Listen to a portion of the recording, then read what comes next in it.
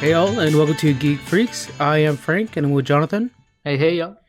And today we are talking the finale two-parter for Star Trek Picard. Jonathan, overall, what do you think about this two-parter? This was phenomenal. I mean, I already was getting really hooked with the show, but I loved the end. It was there was a couple small little things that I don't know didn't like or would have changed, but overall, I thought it was a really good ending for the season. Yeah, I'd have to agree with you. They do a really good job on the CBS All Access Star Treks, their finales. Like the finale for I think season 2 of Discovery is like this thing could be in theaters. It's so good. Right? So it felt like that as well. I do have a couple gripes. One major gripe at the end, but we'll see how it goes. Okay, but let's first settle the debate. So we went ahead and pushed this to be a two-parter, combine the two-parters because you're moving and we're all doing the isolation thing. So it's kind of one of those things where it's best to do that. Do you consider two-parters to be one episode, or do you consider it as two separate episodes in general for all Star Treks?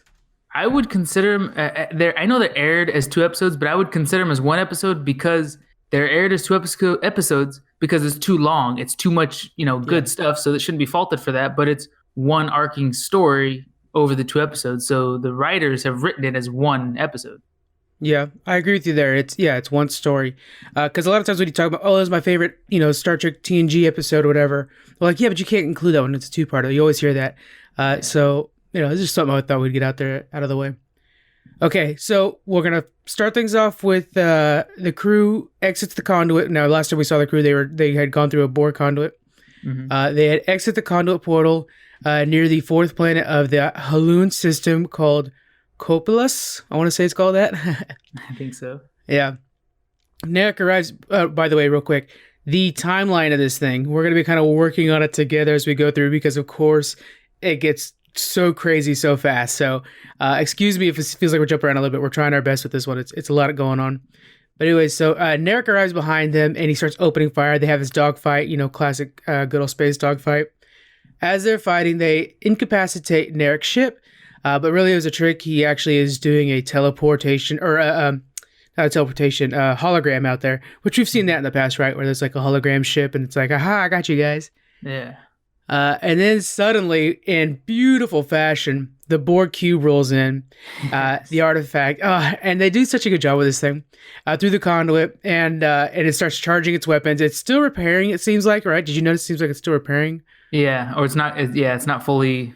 It's looks like it's not fully space ready yet, but it's flying already anyways. Yeah. And while they're doing this, crazy giant flowers, these orchids, they call them orchids, start to encompass the ships. Even on the cube, it like grabs one of the sides and one of the corners and stuff like that. It does its best and starts dragging them down to the planet and puts them into the atmosphere. That whole space battle scene too, that as soon as I started seeing that with Narek's ship and stuff like that, I started thinking like, man, this would make such a good game. And then the Borg cube comes in the mix. I'm like, oh, imagine if there was a game where you're, you don't necessarily have to even deal with planets. You're just going ship to ship. And then like the Borg cube would be a planet of its own that you have to, sneak onto and steal, materials or something like that. Yeah. Or assassinate somebody. That'd be a really cool game. So Borg cubes would make really good video games just for the fact that you'd have to do kind of stealth. The way they like patrol, like Borgs naturally patrol, makes for good stealthing around them kind of situations. Mm-hmm. It's a good idea. Awesome. But what did you think about the fight in general, like the cinematography of it and stuff like that? It looked really good. I mean, to me, it was like because lately, the Star Wars movies are big and they put a ton of money into them. But I think it was right on par with all the Star Wars, space dogfights. If we had more time of it, or a little bit longer of a space battle, I think it would have been, at least on par with Star Wars. Fully agree with you there. Yeah, I agree. During this process, when they're starting to crash, Picard is like kind of taken over, and he's saying a message saying, "Thank you for coming, everyone." He's kind of being possessed. So we have that. Then once they are on the planet, he is revived at the medical bay. The ship is without power. Agnes, she's using like this old school tricorder, which of course is the tricorder we're actually used to. And she realizes that he has a brain, what did they call it? Abnormality, I think. Yeah. And so now she's in on it, and he decides that it's time that I tell the whole crew. It's a very sad moment, right? I mean, this is something that he's been kind of hiding from everybody. Rafi takes it really hard. I feel for her. It was a really cool moment. Okay, so they take assessment of where they're at. They're on an M-class planet with no power, and they're 6 kilometers away from the nearest settlement, the one that Soji was born at. So they're going to go to the Borg cube first, look for any survivors, and see if, what they can do. Now, I have a problem with this. First off, it was gorgeous seeing the Borg cube sitting there. You could tell it's now part of the landscape. Like, that's actually now going to be a new mountain that's sitting there, basically. Yeah, especially when you have a synthetic, beings that live on that planet. They can go harvest and utilize a lot of that technology. Well, we'll talk about that later on, because I think this is setting up a whole new society, and it's going to be really neat. But I felt like that either that Borg cube would have been shattered just from its size hitting the planet, or the planet would have been, wrecked, destroyed. Yeah. What do you think about that? Do you think it's kind of like just kind of go with it? What do you think? That's true. We could try to. They didn't show much to help. I don't know, to help make that seem okay or justify it. That's a better term. They didn't show us anything to really justify the ship not crushing into pieces, or the planet not erupting because a giant ship just crashed into it. Yeah. But we could imagine that Borg technology, they have the culmination of millions of different species. They could easily have a default safety mechanism that has thrusters that just brace for landing no matter what it's coming into. So I'd imagine they have something in place. Maybe a Borg cube is just that rock solid that even without electricity, without power, it can still stay together. But I would imagine there would be some kind of emergency thrusters or something like that. Yeah, the thrusters make a lot of sense to me because people are alive inside. You know what I'm saying? So if it was just like a rock, everybody inside still getting jostled and dying. So I like the idea of there's these emergency thrusters that kick in. Yeah, that's a good call. They search the Borg cube and find a bunch of XPs, and Eleanor and Seven are both alive. Now, when Seven is seen again, there's the Voyager music in the background. Of course, we got to notice every time that happens. Really cool. The XPs are trying to bring replicators back online, some other systems back online. Rafi and Rios are able to see that with the new sensors they bring back online, there are 218 warbirds approaching. That's the Romulan fighters. So Picard and crew, they're going to be leaving to find the settlement. They're going to go ahead and leave Seven and Eleanor behind to continue their efforts in getting the defensive systems back online for the Borg cube. Try to get the cube to help in the fight coming up. Once they approach the settlement, we see that it's very enlightened. Everybody's in sets of twins. Which we've learned in the past. That's how these synthetics are basically made. They're made in sets of twins. One of the synthetics, named I believe Arcana, if I remember correctly, recognizes Soji right off the bat. And so we now have confirmation that, yes, Soji is from here.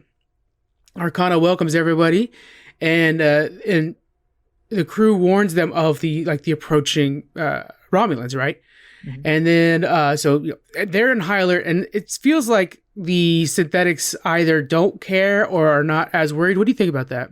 Yeah, I think they just don't understand what the threat is, because they've lived on this planet. I mean, of course, Bruce Maddox knew exactly what was going on or how dangerous it was, but I'm sure he didn't tell them stories of the Romulan Empire that wants to destroy them, or the traitors that are in Starfleet and stuff like that. So they probably are just naive at the time.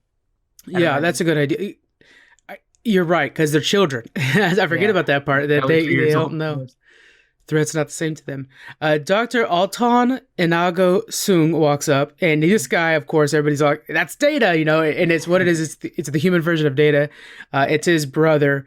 His Data's creator is this guy's father. So he walks up and welcomes everybody like that, and him and Picard start to talk back and forth, and it's just nice to see Picard talk to a Data lookalike. That's pretty cool. Yeah. Sutra joins them, and Sutra is the sister of Jaina, and she looks much like I would say an older model of Soji. Would you agree with that? Yeah, because they still have the yellow Data eyes. Yeah, and the gold skin. That's pretty cool. But those eyes, they're so non-human. They're so mechanical that it kind of detaches her from the soft, Soji, and makes her a little more rigid, a little more intimidating or scary, because she's not as humanoid. So, yeah. Of course, they did that on purpose, but that was kind of a cool way to do it. Yeah, it looks much closer to Data's style than it does to Soji's. And I think her skin was a little more like a metallic gold tint. to it. Yeah, they're heavy on the glitter for sure. Yeah. So we have Sutra. They're all having this meeting basically of what to do. Sutra walks up and wants to mind meld with Agnes to kind of understand what's going on. What are your feelings about a synthetic being able to mind meld? Yeah, I don't get that. I don't think that should be possible. I mean, Yeah. I get it plays great for the story, but that is like the farthest spectrum away from where they're at. They're just barely getting sentience and consciousness and the ability to think on their own. And then one of them somehow mastered this Vulcan skill that takes a lifetime of discipline. I think that was too much of a stretch. If they had, it would be so easy for them to have a little piece of technology that can extract a memory from her brain and show it on a big screen. That's cool. But to be able to mind meld, I think that was just too much of a reach for a synthetic at their level of advancement. Totally agree with you. Mind melding is so personal to the Vulcans. To see something else be able to use that, it doesn't feel right. So it's real weird. And that she used it so flawlessly, like, oh, I just put this key in the side of your head, and I got to see the full image in perfect view. Well, that's not right. And the version she saw was different than the version that Agnes saw. True. Because that was the whole thing. Is hers is like the synth version, which adds another layer. It's like, okay, so did Agnes have like a synthetic encoding behind the one that she saw? It's just kind of odd. Yeah. I don't know. Okay, so moving from here on out, the story becomes a lot less linear. So this is where we're going to be bouncing around quite a bit. Mm-hmm. What we do have going on right now is we have Agnes who approaches Sung, and they're talking about Maddox's death. He is very upset that she killed Maddox because, of course, for him, Maddox was too valuable. He basically what was going on was Maddox was taking care of like what sounds like the humanity aspect of it, while Sung was taking care of the actual like robotics. Does that sound about right? Yeah, more or less. So he offers like, if you want to redeem yourself, you could help me with my transfer project, this mind transfer project, and they take him over to this mind transfer. What are your feelings on the idea of this whole mind transfer thing, and with Sung going into that body is what we assume is going to happen? Yeah. Well, first off, that was like, this is altered carbon if they get into this, because I know exactly. Watch out for your stack. Right. But I thought that was inevitable too, in the fact that we're trying to create synthetic life, but that. To me, I've always imagined that was the next step after you can create a very human robot. Then you try to preserve a human by putting them in a human robot. So it just seems inevitable. I just was kind of surprised that she was getting brought into the fold that far along. But I guess where he's at, he doesn't have a lot of resources. So anybody that's interested or has that experience is probably valuable. So that's true. Okay, so then we have Sutra and Soji. They're arguing over like what's the right move for synths. Already Sutra's just playing into what you would assume. She's like, yeah, synths all the way. Let's destroy humanity and all the biologicals. And Soji's a little less willing to roll with that. We see Narek is brought into camp. He was captured by the synths. Narek and Soji, they end up having a conversation while he's imprisoned by them. And he claims to still love her. And Soji ends up rebuffing him. Do you think, even with all of the episode, that Narek actually loves Soji or no? I don't think so. Even after all that, it didn't play out very well like he did. I do like how, though, through this episode, now that you're talking about how I can't remember her name, she was right away gung ho for kill all the humans, all the Sutra. Biologicals. Yeah. I like how they quickly, pretty quickly over just 2 episodes, recasted or just changed your perspective of a whole society and pretty well made them to be the enemies. The whole time we were thinking these Romulans, they're such terrorists. They want to suppress these poor innocent little robots who aren't quite people yet, but they're struggling. They're almost there. And someday they might have a future. To all of a sudden you see this society where, oh wait, there's several of them and they're effective and they're well built and they're actually farther along. They're not so suppressed. They're not the, hobbling, short-circuited robots that we were thinking of. They're well-developed and look just like humans now. Yeah, they And actually feel like their society runs better than humanity does. It's like this, like almost yeah, walking into an elven city where it's just yeah. like, oh, they're a little bit better than us. The Yeah, first thing you see is those orchids, which are so not only beautiful and well built, but extremely effective because they ground the first ship they come in contact with. yeah, and a Borg cube. Yeah, Yeah, and a Borg, which has never been seen.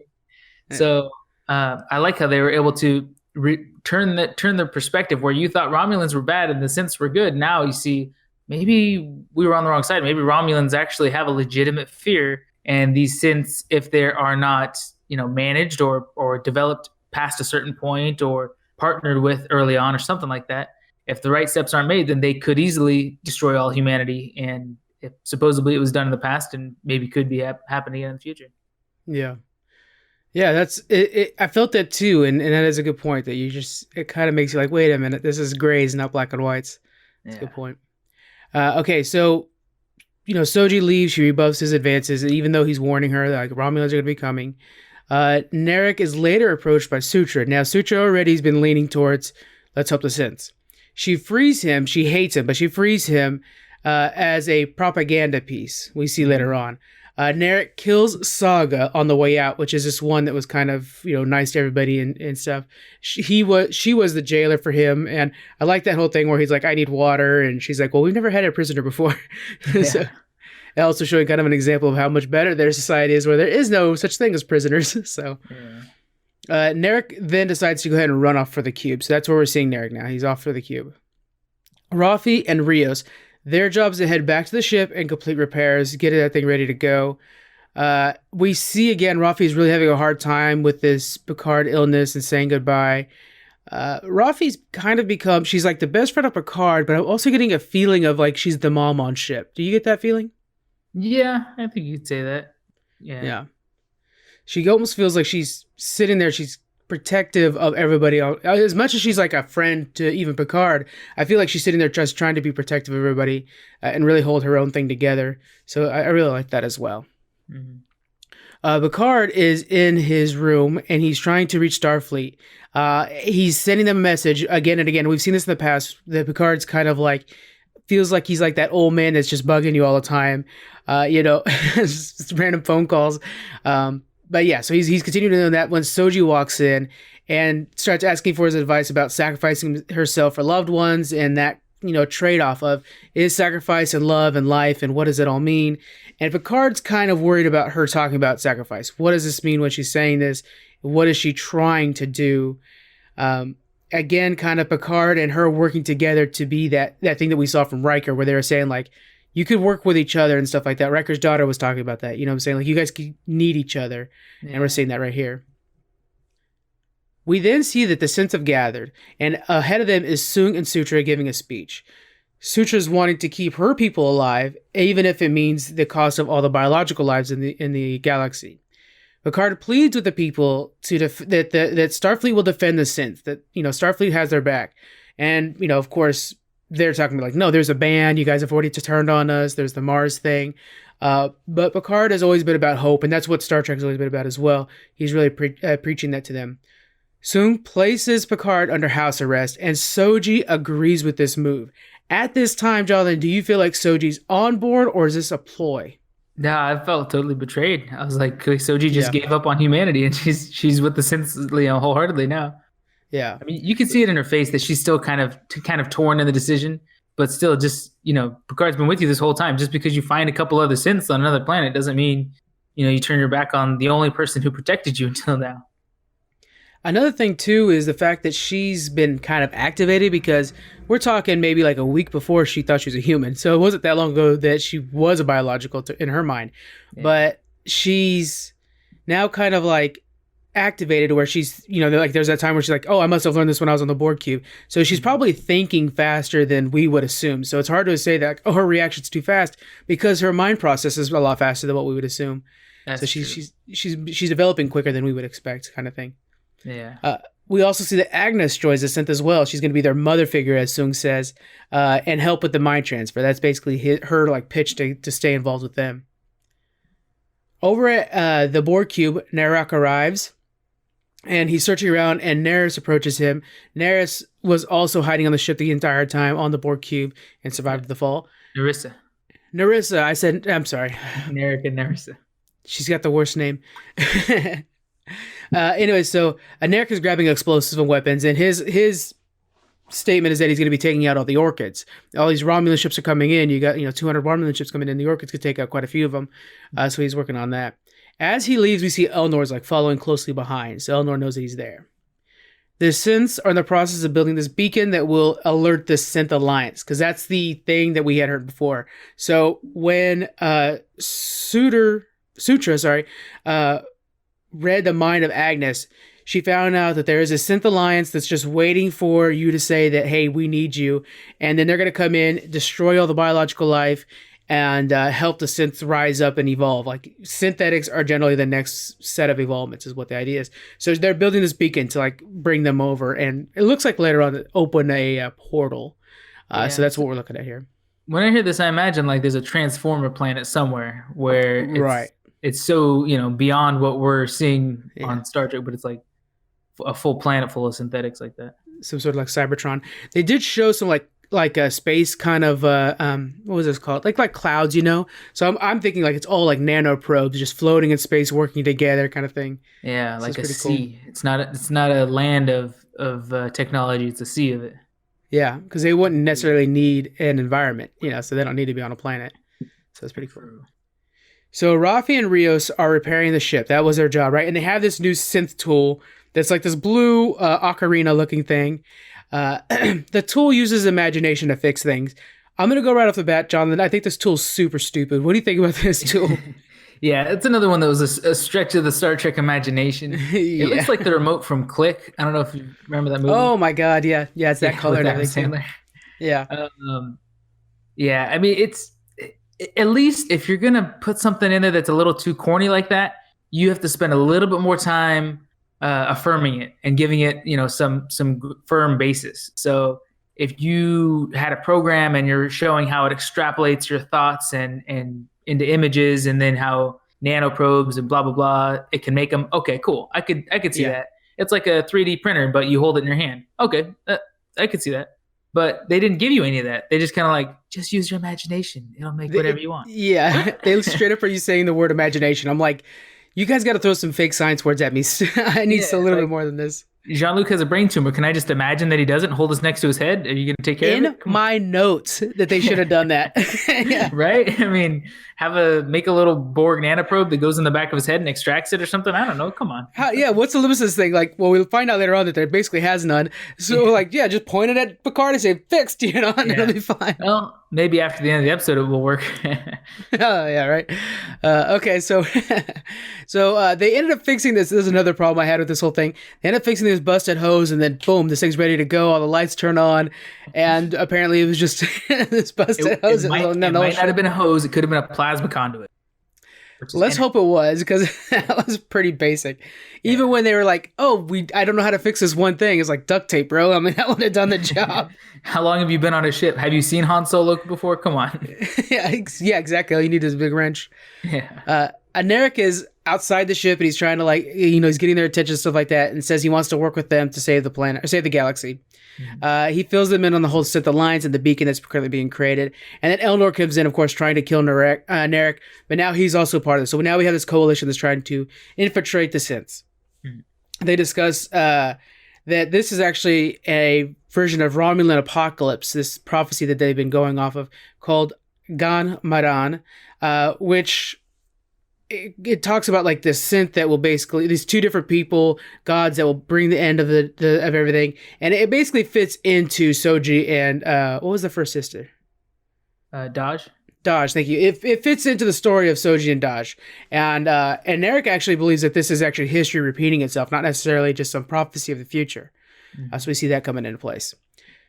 Soong, we're back at the synth settlement now. Soong realizes that Suter is actually the one that killed Saga beforehand, and is worried that like, oh no, this is actually all a evil plan. I've been tricked by my children. In his eyes, they're all children, and so he wants to try to help the humans. We'll see that later on. All right, so the crew, Rios and Rafi and crew, they show up to the synth settlement. They're bringing in Narek as like this, we captured this guy. It's one of those classic things. Yeah. Once they get in, they begin their attack on the beacon. The idea is to bring it down. They throw a bomb at it, and Soji just like catches it, tosses it away. She's already at super speed. She's so much better than them. And now they're all in trouble. And during this process, that's when Soong tries to help them out. So we see that Soong's now officially swapped sides, and it's the biologicals versus the synths. Agnes, who is supposed to be continuing her work on the mind transfer, she's been trying to undermine the synths the whole time. She takes one of the eyes of Saga, that gold eye, and uses it to break out Picard.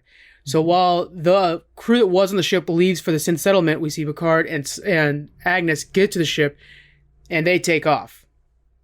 Their idea is to try to slow down and fight the Romulans as they approach.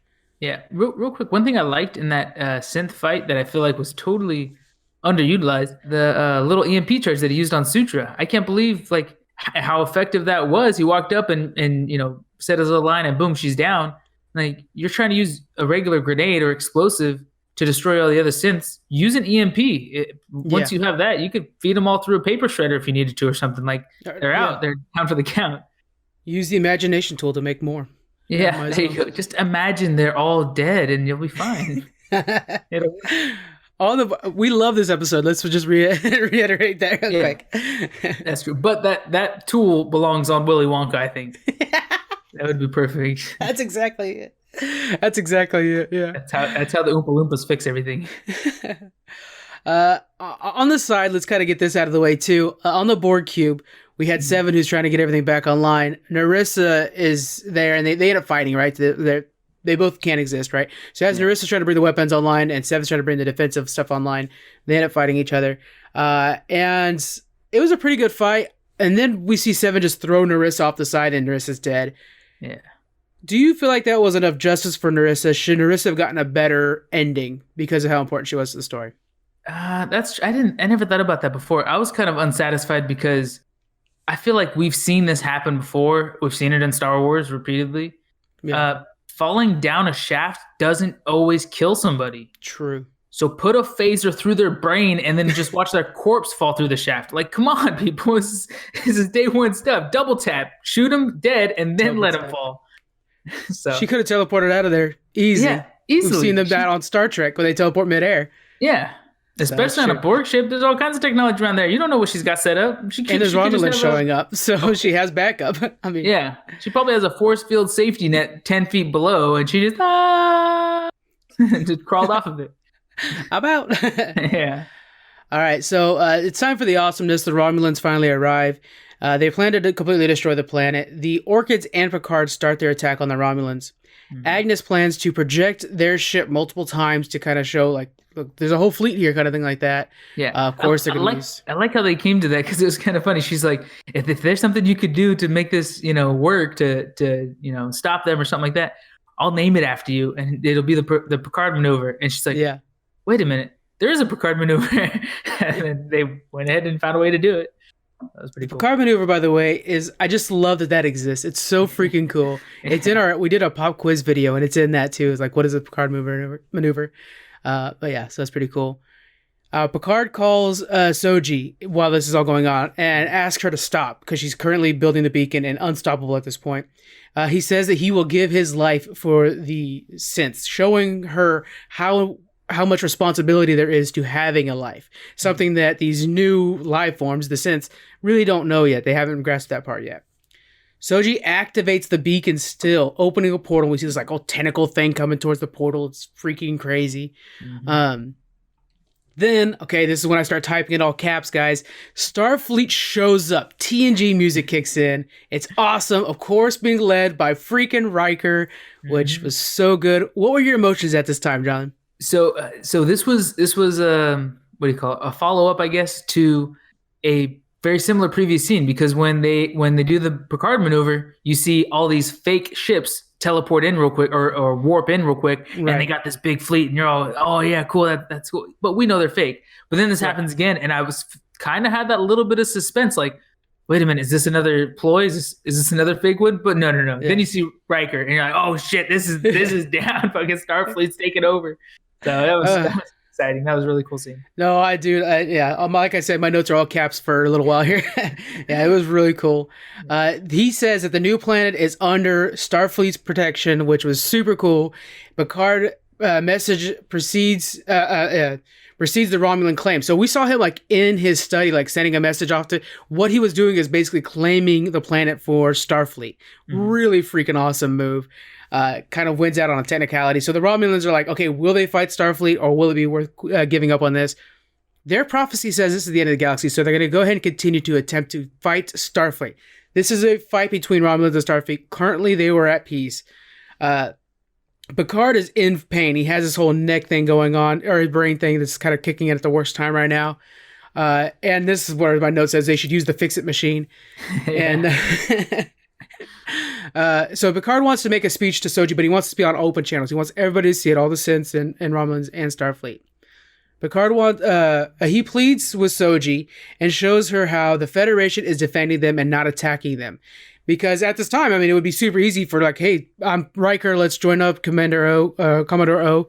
Let's just turn our, we can get rid of all this since, we have a ban on them. Why not? But no, they're defending them, doing what's right, even though it's technically against the rules for those synths to exist. Mm-hmm.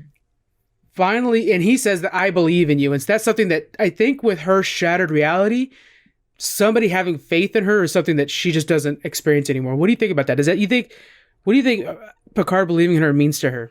Yeah, I think he's just trying to get a genuine emotional response out of her because she hasn't had that father figure before, or she pretty much has never had a father figure before and never had anybody who was concrete. She had her fake mom. She had her sister who was also only a 3-year-old synth who's now dead.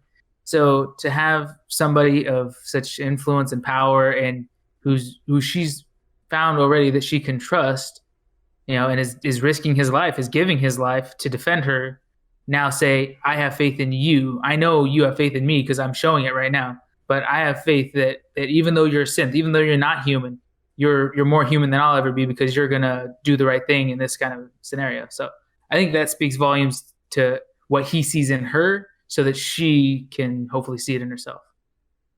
Yeah. I think you're 100% right. That's true.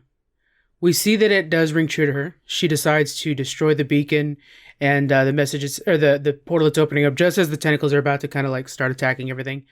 And then, Picard has one last goodbye with Riker, which is really cool.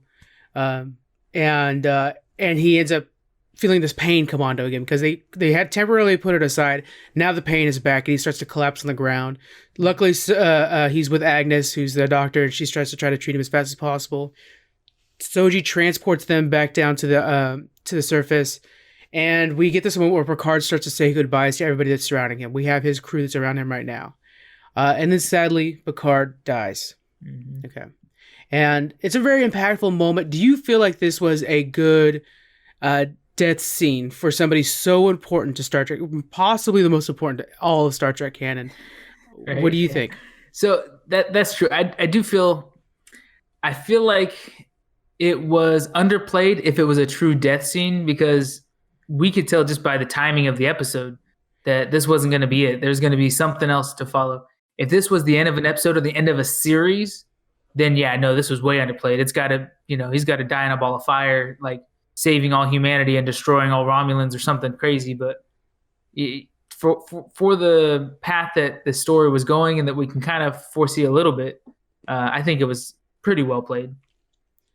That reminds me, and I know we're obviously Voyager fanboys. Everybody who listens to the show knows that. Yeah. But it reminds me what might be the best Starfleet Captain death scene, Jonathan. When Captain Janeway is going to fly the Voyager into the time ship. And you just see like the front of the ship is ripped off, and she just has a force field as a front screen. Yeah, and she's just gonna plow right into that ship. Yeah, that is the way a captain goes out. That was really cool. Such a beautiful ending because she destroys the ship. You're like, oh no, the Voyager's destroyed. My captain's dead. Wait a minute, I destroyed a time ship that affected our timeline. Now everything's reset, and Voyager's peacefully sailing past that part of space with no issues. So that's pretty cool. I felt like this was. I actually kind of thought. I actually thought this was Picard's legit death. So I was like, I think we have enough time to kind of set up what the show will be post Picard. I thought that's what the extra time on the clock was going to be for, but I actually thought like, oh, it's too bad that his crew's not here. Yeah. So I had a little bit of sad moment about that. I was like, yeah, these guys he got to know over the last few months, but man, Riker just left. Can you get him back down here? Like, this is crazy. Yeah. So I kind of had that feeling myself. Well, I think it's in one of our previous episodes. I mentioned that I thought this was going to be one of the potential endings, or how they could keep the name Picard going on throughout the series, is, to do what they do. So yeah. Okay, so the crew, we see now the crew and Seven, and they're all mourning the loss of Picard. Seven talks about how she killed Narissa and how that affects her. She never thought she'd want to kill again. And Rios, he let Picard in his heart, and he thought he would never do that again. So he, in the short amount of time that he was with these people, he really affected them. Rafi and Elnor seem to really be having a hard time. Elnor was so much of a son to Picard in a way, from Elnor's point of view especially. While Rafi was a friend, and I liked the way that she embraced Elnor, kind of solidifying the idea like Rafi's kind of the mom of this crew, because there she's like, he's losing his only father figure. So as she can see, he just needs somebody to be a rock for him, just somebody to at least talk to when he needs to and stuff like that. So that's awesome that she steps in at that role, like at the right time for that. Yeah. Then we see Picard wake up in this quantum simulation. Is when I realized that, oh, the shenanigans are not done. Yeah. I thought we were all in morning time, but okay. Then Data, who's there and is actually Data, reveals to Picard that, hey, you're dead now. And they discuss like how you're in a server basically that's holding my memories and my mind, and now is holding yours as well. You're going to be coming back. He says like there's a door behind you kind of thing, and you're going to be going through it. And then he says goodbye to Data. I feel like this was a moment for them to have their final goodbyes between Picard and Data, because that's something he never got in the beginning. Like, I think this whole season was his quest to say goodbye to Data. That's why he wanted to protect Soji so much and stuff like that. What are your thoughts on that? What do you think about this scene? This scene, it was beautiful. Well done. Yes. I liked watching it, but it's not until afterwards that it just makes me so mad because when you think about it, what's in that room? There's Picard and there's Data. There's two memories, two almost complete people that just need a body. And on Earth, they just figured out how to make the body. So they're putting Picard in one. Hey, give me a couple hours. I'll make another one. I'll put Data in the other one. What the hell? Why just totally kill off Data's memory? He wants to know that he has a limit to his life, sure, but in his new body, create a limit to his life. Say, hey, you're going to have 23 and a half years, or between 20 and 70, enjoy them and know they're going to end kind of thing. But they just chose to unplug him and let him die. Yeah, Data does ask to be terminated once Picard is out, and that's so sad. And yet it's like, it makes sense for Data's development to actually want death at a certain point, but yeah, come on, give us a body that has a 20-year expiration date, and that way he could feel that out, Something. So Picard is back, and now he's in this golem body, so it's a synthetic, and they put a limit on it so it'll die at the natural time. And he's like, 10 years, maybe 20 years? They didn't tell him. I think that's for the show's sake, because they're like, we don't know what your actual limit is. So let's play it safe. Take your vitamins, old man. Yeah. We just decided to do season 2 with you, so we need you to be there. Right. Just go home and quarantine after this. Then they had a really nice moment where Picard holds a eulogy for Data while he's about to pull all the 3 USB ports, basically. Yeah. And oh man, this moment it's so funny that we haven't had much Data in this series. And yet I was like, oh, this is such a good moment of him slowly basically killing off Data, and Data sitting there laying on the couch. And then Picard of TNG is sitting there on the coffee table holding his hand, and it was just beautiful moment. Yeah. Do you think this was done well? Would you make any changes? No, I think that scene, if they're going to go ahead and erase Data or, kill him off, then I think that was a perfectly done scene. Yeah, it was really nice. Then we're basically into what will be of the future. So we have the ship, we have the crew on there. We have Agnes, Rios, Rafi, Seven's on board. Picard, Elnor, and Soji. They're all part of this new crew. We find out that the ban is lifted on Synthetic Life, and we get a classic Engage and the TNG music kick in. What do you think this crew's new mission will be? Where are they going from here? So first off, I'm stoked. I hope this means that Seven's going to stay on the crew, because that's what it looks like. That she's just going to be, going where they go. So that's awesome. Yeah.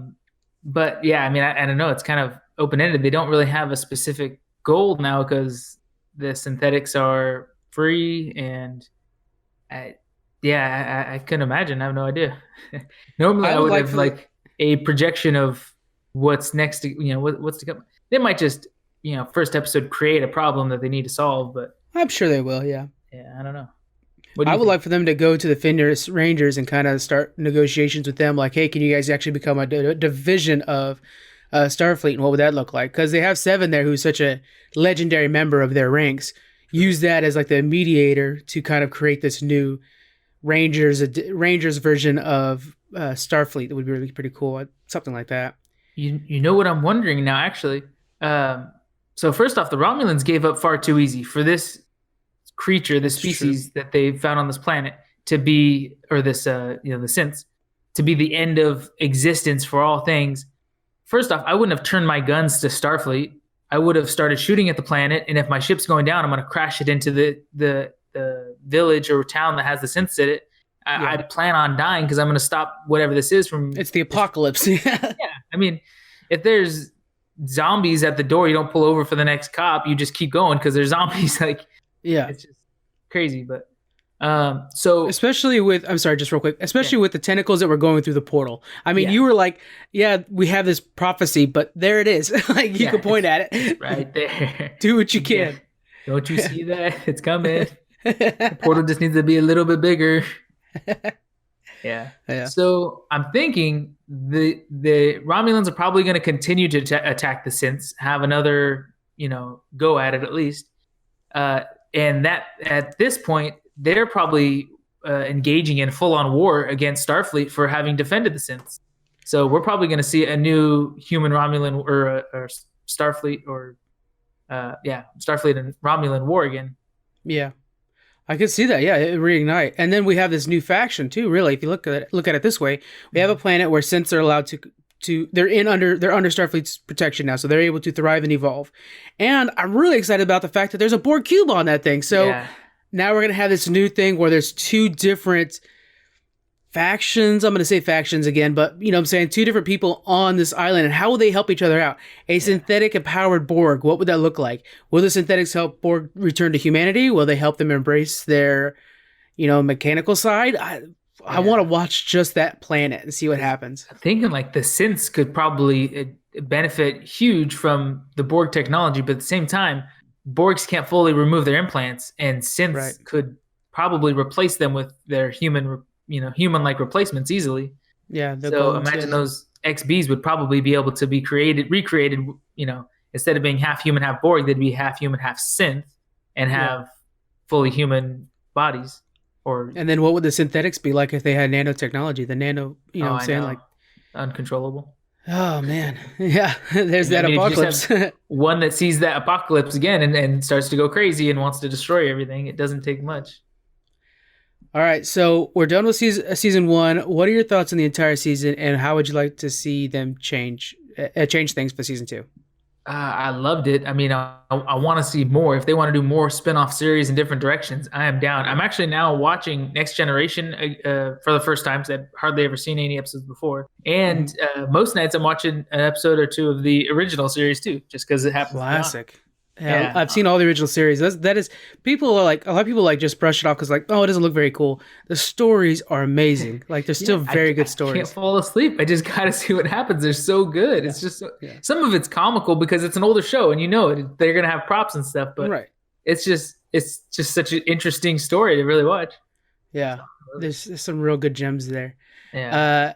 So, I really like this. I want to see some more spinoffs, like you're saying. I know that everybody wants the Commander Pike version. Captain Pike at this point. I had heard an interview with a couple of the creators of Picard, and they originally almost jokingly pitched this as a 7 of 9 spinoff. It actually wasn't supposed to be a Picard spinoff at first. And then they were like, well, if you're going to do that, you have to bring in Janeway, right? So then, but the creator was like, look, I'm not like the fans. I don't think there was much in between 709 and Janeway. So he didn't want to do that because he didn't think that there was enough emotional rewards there to have, you know what I'm saying? When he says, I know that the fans are super big on those two and how much they mean to each other, but I don't think that is really there.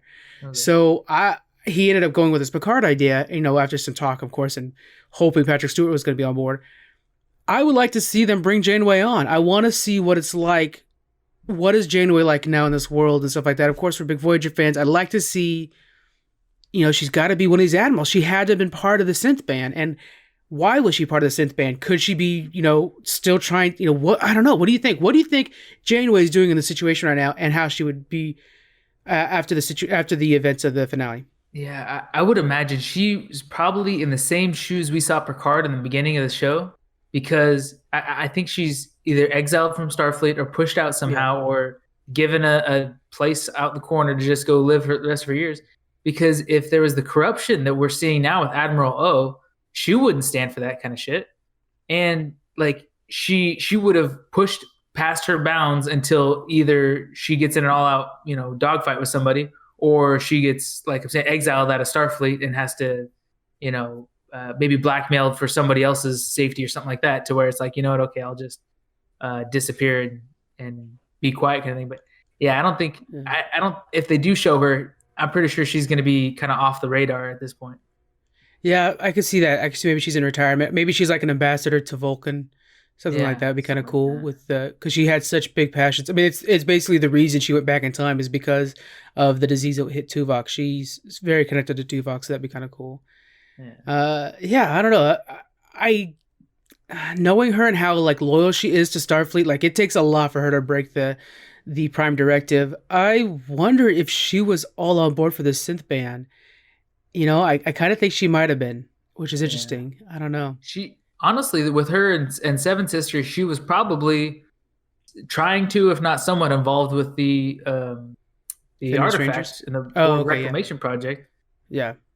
So that'd be interesting to see if she was working. Maybe she had a separate, you know, branch or a clinic or something like that where they were trying to help the Borgs reintegrate into society or something like that. Yeah. Yeah, I don't know. We could have to see. I know we've had hints of where she like speaks to classes and stuff. I don't know. There's all kinds of speculations. There's such a good roster in Star Trek that you can really kind of pick anybody and like, where are they now? I mean, Robert Picardo should be ageless. Yeah, exactly. That'd be hard to cast.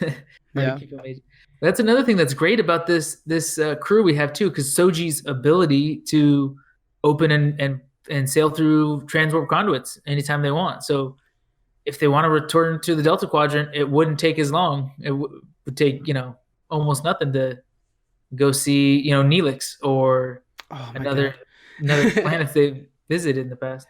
That sounds wonderful. Yeah, because Neelix is their Delta Quadrant ambassador, from what we know. Yeah. Yeah, that would be really cool. I really hope for more Borgs. I love the Borg. I think they're phenomenal bad guys, and especially when you start to show them as good guys, that's even better. So I really, you know, I'm all for the Borg. Yeah. Be cool. All right, Jonathan, I think that's going to be it for us on our Picard specials. I got a lot of editing on this one. But that's going to be it. We'll see you guys next week. On Monday, on Tuesday, we have another episode coming out. It's going to be another remote call one. I think we're going to do probably top 5 inspiring moments out of this coronavirus thing that we're going through. There's been really good ones I've been noting. All right, guys, we'll talk to you guys later. Bye. Bye. Stop it.